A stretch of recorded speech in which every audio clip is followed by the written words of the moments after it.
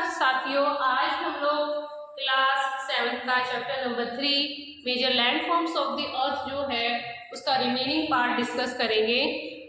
Landscape जो है हमारे अर्थ की, उनकी फॉर्मेशन या फिर उनका जो कटाव है, ये दो जो प्रोसेस है उनके कारण होता है। One is weathering. वेदरिंग का मतलब क्या है?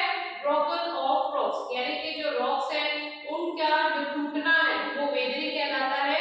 और इरोजन का मतलब क्या है? जो लैंडस्केप है उसका जब घर्षण हो जाता है या कटाव हो जाता है या फिर वेयरिंग अवे हो जाता है, तो उसके कारण क्या है, जो लैंडस्केप्स हैं उनकी जो एलिवेशन है, जो उभार है वो कम हो जाता है। और ये इरोजन और वेदरिंग जो है डिफरेंट एजेंट्स हैं। एक है वाटर, सेकेंड इज विंड और थर्ड जो है आइस के द्वारा जो है होती है। इरोडेड जो मटेरियल होता है उसकी ट्रांसपोर्टेशन होती है या उसका डिपोजिशन होता है वाटर और विंड के द्वारा। तो इस प्रकार से जो इरोजन और डिपोजिशन है ये दोनों हमारे फैक्टर्स हैं जिनके कारण लैंड फॉर्म्स की क्या है, फॉर्मेशन होती है on the earth surface. Formation due to deposition of material and erosion of the elevated, यानी कि जो उभरा हुआ एरिया है उसके कटाव के कारण, उसके घर्षण के कारण जो है जो लैंडफॉर्म्स हैं उनकी फॉर्मेशन होती है। First of all we will discuss about the work of river, यानी कि नदी जो है उनके भी विभिन्न प्रकार के कार्य होते हैं। और नदी जब पहाड़ी क्षेत्रों से प्लेन एरिया की तरफ जाती है तो डिफरेंट प्रकार के फीचर्स की फॉर्मेशन करती है। Work of reverse.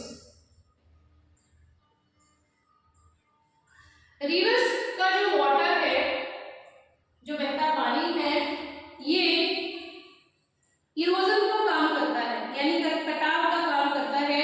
नदी जिन भी एरिया की तरफ जाएगी तो वहां पर सबसे पहले पहाड़ी क्षेत्र में जाएगी तो वहां पर रॉक्स का कटाव करेगी, रॉक्स को अपने साथ बहा के लेके जाएगी निचले क्षेत्र की तरफ। लैंड जो प्लेन्स एरिया है वहां पर उसका डिपोजिशन कर देती है, क्योंकि पहाड़ी क्षेत्रों से जैसे ही वो सारा का सारा मटेरियल प्लेन एरिया में आता है तो वो महीन कणों में जो है परिवर्तित हो जाता है।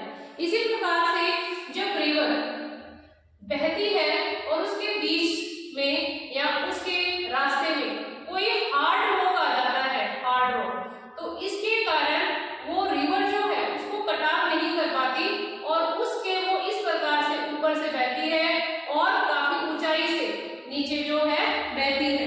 तो इसे जो है वाटरफॉल कहा जाता है। हिंदी में इसको जलप्रपात कह देते हैं। और विश्व के जो सबसे बड़े वाटरफॉल हैं, एक है एंजल्स। ये जो एंजल्स वाटरफॉल है ये वेनेजुएला में है। वेनेजुएला जो साउथ अमेरिका की एक कंट्री है। इसी प्रकार से नियाग्रा फॉल है। नियाग्रा जो नियाग्रा फॉल्स है ये कनाडा और यूएसए, कनाडा एंड यूएसए, इन दोनों के बॉर्डर्स पे स्थित है।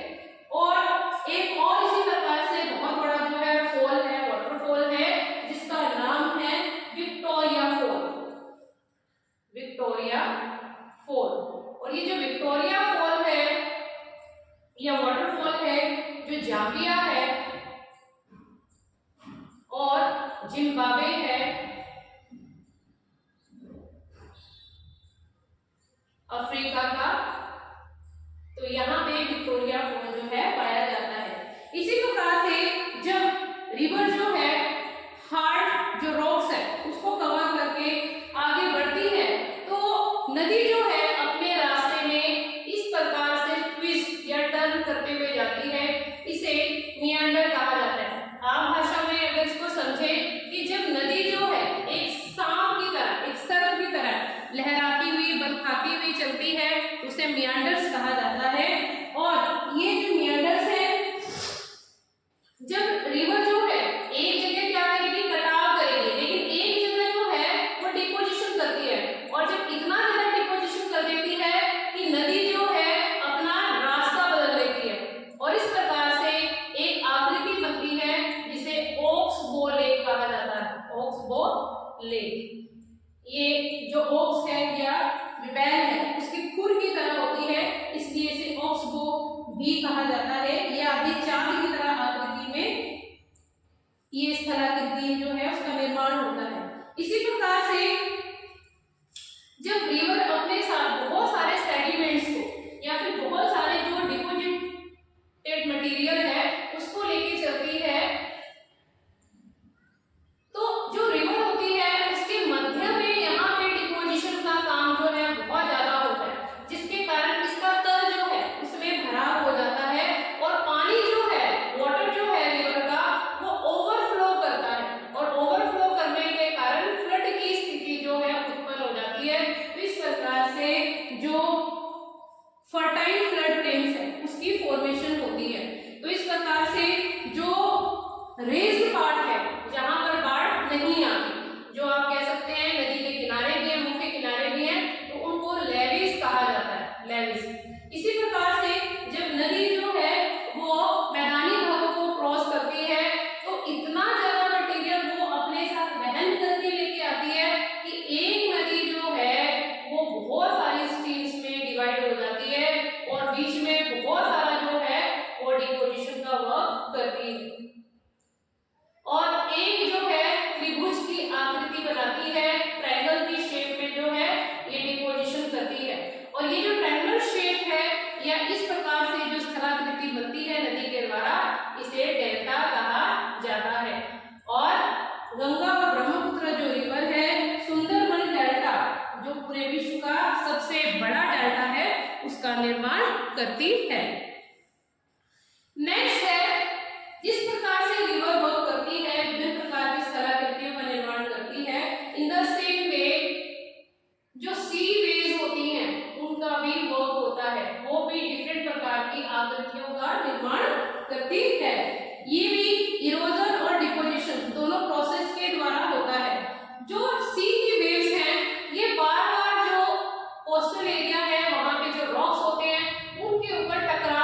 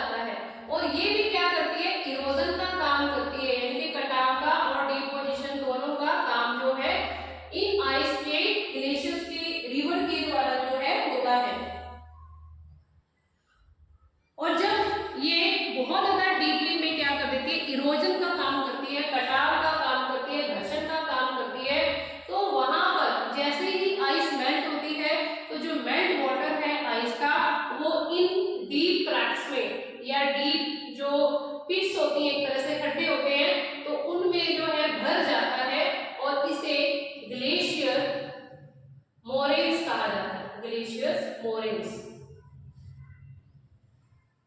इसी प्रकार से विंड भी वर्क करती है, उसके द्वारा भी डिफरेंट प्रकार के जो लैंडफॉर्म्स है उसकी फॉर्मेशन होती है।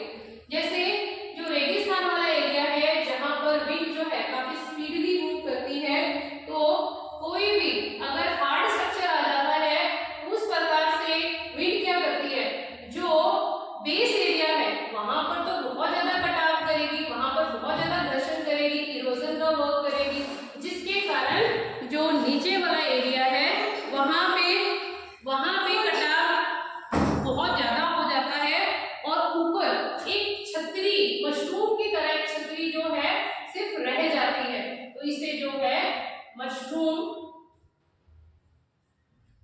रो कहा जाता है। जो देखने में जो मशरूम होती है उसकी आकृति की तरह ही होता है। इसी प्रकार से जो विंड है जब एक ही डायरेक्शन में बहती है और इस प्रकार से अर्धचंद्र की तरह जो है आकृति बनाती है, तो इसको हम लोग क्या कहते हैं, सैंड ड्यून्स कहते हैं। जो सैंड ड्यून्स है यहाँ पर जब हवा जो है बड़ी स्पीडली मूव करती है और उसके बाद सेटल हो जाती है और बहाव जो है विंड का वो वहां पे रुक जाता है, तो इस प्रकार से सैंड ड्यून्स, जिसको हिंदी में बारखान कहा जाता है, उसकी फॉर्मेशन होती है।